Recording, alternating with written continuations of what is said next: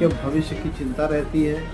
रोज़गार के लिए हमारे माननीय राष्ट्रीय अध्यक्ष जी और समाजवादी पार्टी बार बार बात करती रहती है कि जो रोज़गार के अवसर कम हुए हैं वो बढ़ाए जाएँ। तो वो 27% आरक्षण को अभी हमारे माननीय राष्ट्रीय अध्यक्ष जी ने पिछले दिनों प्रदेश कार्यालय पर पीडीए आरक्षण चोरी की प्रेस कॉन्फ्रेंस करके उजागर किया था।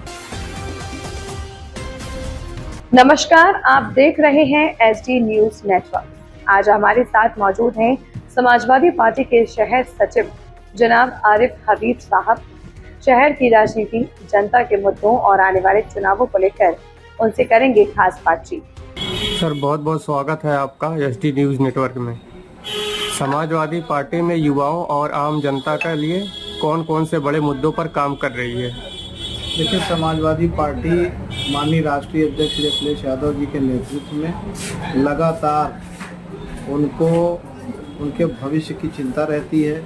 रोज़गार के लिए हमारे माननीय राष्ट्रीय अध्यक्ष जी और समाजवादी पार्टी बार बार बात करती रहती है कि जो रोज़गार के अवसर कम हुए हैं वो बढ़ाए जाएँ। दूसरा, जो रोज़गार उनको मिलता है, सरकारी नियुक्तियाँ होती हैं या पहले से नियुक्त जो कर्मचारी हैं नौजवान, उनको पीडीए समाज के लोगों को आरक्षण में कटौती की जाती है। जैसे मिसाल के तौर पर 27% आरक्षण पिछड़े समाज को माननीय श्रद्धेय मुलायम सिंह यादव जी ने 1990 में वीपी सिंह जी के नेतृत्व में मंडल कमीशन के माध्यम से दिया था। तो वो 27% आरक्षण को अभी हमारे माननीय राष्ट्रीय अध्यक्ष जी ने पिछले दिनों प्रदेश कार्यालय पर पीडीए आरक्षण चोरी की प्रेस कॉन्फ्रेंस करके उजागर किया था कि सरकार कैसे पीडीओ के लोगों का आरक्षण चोरी कर रही है। तो मात्र 3% पिछड़े समाज को आरक्षण मिला है। इसी तरह से एससी समाज के नौजवान बच्चों का भी आरक्षण छीना जा रहा है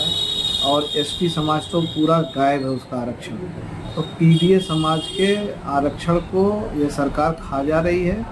नौजवानों के भविष्य के लिए उन्होंने पहली शिफ्ट में पीडीए आरक्षण चोरी का छोटा सा मामला उजागर किया है।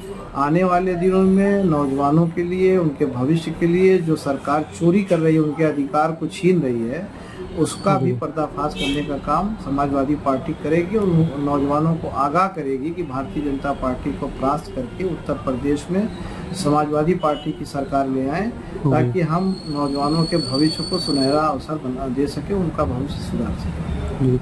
सर, आने वाले चुनाव को लेकर आपकी पार्टी की क्या तैयारी है?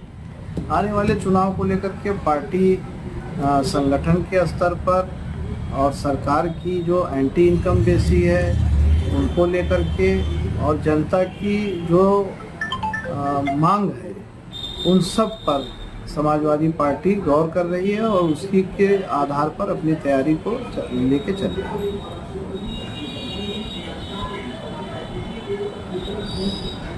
सर, शहर में बेरोजगारी और महंगाई जैसे मुद्दों पर समाजवादी पार्टी की क्या रुख है? देखिए, समाजवादी पार्टी ने हमेशा प्रगतिशील विचारधारा को ही अपनाया है और जब हमारी 2012 से 17 की सरकार थी समाजवादी पार्टी की और आदरणीय श्री अखिलेश यादव जी उत्तर प्रदेश के मुख्यमंत्री थे, तो आपके 7 किलोमीटर दूर पर मेडिकल कॉलेज की स्थापना किया था। और मेडिकल कॉलेज की स्थापना करने के पीछे मकसद यही था कि जनपद जौनपुर और विशेष रूप से सदर विधानसभा के नौजवानों को रोज़गार के अवसर उपलब्ध कराए जाएंगे। लेकिन सरकार जाने के बाद बहुत ही मुश्किल से दूसरे टर्म में अभी जाकर के मेडिकल कॉलेज पूरी तरह से खड़ा नहीं हो पाया, वहाँ पे सुविधाएं नहीं हो पाई और जो नियुक्तियाँ हो रही हैं वो भी मुझे लगता है कि जौनपुर के लोगों की नियुक्तियाँ नहीं हो रही हैं, बाहर के ही लोग उसमें नियुक्त हो रहे हैं।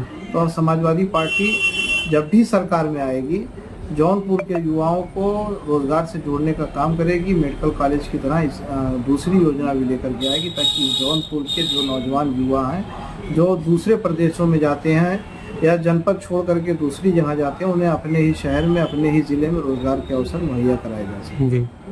और सर, विपक्ष लगातार सरकार पर सवाल उठा रहा है, ऐसे में आप जनता को क्या संदेश देना चाहेंगे? देखिए, आप अगर गौर करिए तो 10 साल की सत्ता में जो मुख्यमंत्री जी हैं या सरकार में बैठे हुए लोग हैं वो हर नाकामी का ठीकरा विपक्ष के ऊपर फोड़ना चाहते हैं, जबकि पूर्ण बहुमत की सरकार है। उन्हें कोई भी फैसला लेने के लिए किसी की मोहताजगी नहीं है, लेकिन जब वो नाकाम होते हैं तो विपक्ष के सर उसका ठीकरा फोड़ देते हैं और अपनी तीसरी कर लेते हैं जिम्मेदारी की। जनता सब समझ रही है कि आदरणीय अखिलेश यादव जी जब आए तो उत्तर प्रदेश में एक्सप्रेसवे का जाल बिछाया, उत्तर प्रदेश में मेडिकल कॉलेज दिए, उत्तर प्रदेश के अंदर इकाना स्टेडियम बनाया, लोगों को खेल भावना से जोड़ा, जो प्रतिभावान बच्चे थे खेल में उनको जोड़ने का काम किया।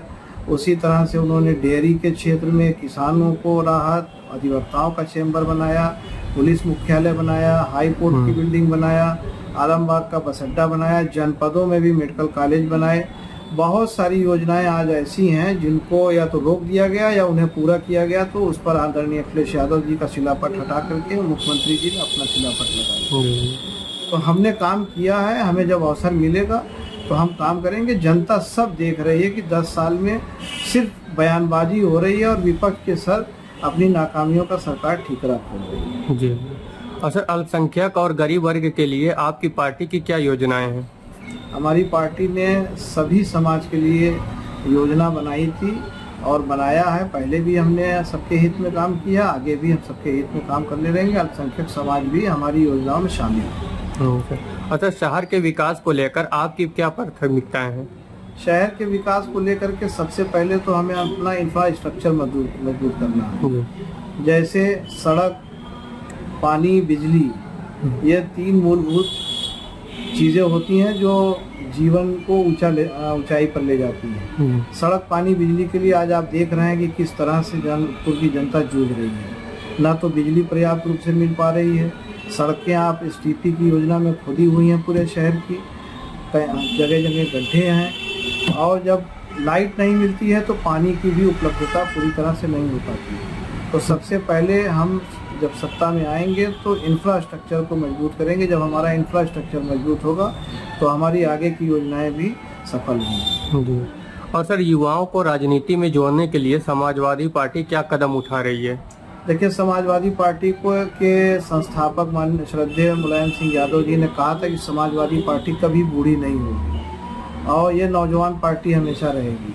तो आज भी जितने नौजवान समाजवादी पार्टी से जुड़े हैं, मैं समझता हूँ किसी और पार्टी से नहीं जुड़े हैं, इसलिए नौजवानों को समाजवादी पार्टी से जोड़ करके मुख्य धारा की राजनीति करने का अवसर समाजवादी पार्टी ही प्रदान करती है। सर, और अगर आपकी पार्टी सत्ता में आती है तो पेट्रोल, डीजल और गैस के दाम कम करने के लिए क्या कदम उठाएगी? देखिए, पेट्रोल, डीजल, गैस का दाम अंतर्राष्ट्रीय मार्केट के ऊपर निर्भर होता है और फिर केंद्र सरकार से ये गवर्न होता है। फिर भी हमारी जब सरकार आएगी तो जो स्टेट लेवल से हमारे अधिकार हैं उन अधिकारों का हम प्रयोग करके जनता को राहत देने का काम करेंगे। सर, मेरा आखिरी सवाल है, SD न्यूज़ नेटवर्क के माध्यम से आप जनता को क्या संदेश देना चाहेंगे? जनता को यही संदेश देना चाहेंगे आपके चैनल के माध्यम से, और आपको भी धन्यवाद देना चाहेंगे कि आपने हमें अवसर दिया अपने चैनल पर, कि वर्तमान में तीसरी बार केंद्र में नरेंद्र मोदी जी की सरकार है, उत्तर प्रदेश में योगी जी की सरकार है। इन सरकारों में अर्थव्यवस्था गिरती चली गई, रुपया गिरता चला गया, रोजगार गिरता चला गया, सौहार्द गिरता चला गया। अगर भारत के संविधान को बचाना है, भारत देश को बचाना है, तो आपको संविधान को मजबूत करते हुए रोजगार का अवसर प्रदान करने के लिए, रुपये को मजबूत करने के लिए समाजवादी पार्टी के नेतृत्व में देश और प्रदेश में सरकार बनाना होगा। तभी जाकर के हम बाबा भीमराव अम्बेडकर जी का संविधान बचा पाएंगे, देश में लोकतंत्र बचा पाएंगे और सभी को मुख्य धारा में ला करके एक अच्छी सुविधा प्रदान करने का काम करेंगे। सर, आपकी दावेदारी कई बार से है, अगर समाजवादी पार्टी आपको सदर विधानसभा जौनपुर से चुनाव लड़ाती है तो आप कैसे चुनाव लड़ेंगे? क्या तैयारी है आपकी? देखिए, मैं समाजवादी पार्टी से पहले जनता दल जब बनी थी और माननीय श्रद्धेय नेता मुलायम सिंह यादव जी, स्वर्गीय मुलायम सिंह यादव जी को नेता मान के मैंने जनता दल से अपनी राजनीति का, नाबालिग था मैं, 13 वर्ष की उम्र से राजनीतिक सफ़र हमारा शुरू हुआ और हम लोगों ने यहाँ पर 1991 में चुनाव लड़ाया, फिर 93 में चुनाव लड़ाया, 96 में लड़ाया। 96 के बाद 3 चुनाव समाजवादी पार्टी को एक ही व्यक्ति ने लड़ा, उनको लड़ाया और लगातार चुनाव लड़ाते चले आ रहे हैं। तो 7-8 चुनाव लड़ाने का अनुभव है, क्या स्ट्रेटजी बनाना है, कहाँ से वोट कम मिला है, कैसे पाना है, ये सारी चीज़ें एक कार्यकर्ता होने के नाते और लगातार पार्टी में राजनीतिक जीवन का 30 वर्ष पूरा हो गया, तो एक एक बूथ पर मेरी नज़र है, एक एक सेक्टर पे मेरी नज़र है और उसकी स्ट्रेटजी क्या बनानी पड़ेगी मैं एज ए कार्यकर्ता सब जानता हूँ। पार्टी ने अगर मौका दिया तो मैं समाजवादी पार्टी की झोली में अत्यधिक वोटों से जीत करके ये सीट दूंगा। जी, धन्यवाद सर। वीडियो पसंद आया हो तो लाइक, शेयर और चैनल को सब्सक्राइब करना ना भूलें। मिलते हैं अगली खबर के साथ। वीडियो को लेकर आपकी क्या राय है कमेंट करके जरूर बताइए, ताकि आपके लिए और बेहतर खबरें एक अलग अंदाज में ला सकूं। और ऐसी ही खतरनाक और वायरल खबरों के लिए अभी चैनल को सब्सक्राइब करें। SD न्यूज़ नेटवर्क, सबसे तेज सबसे पहले।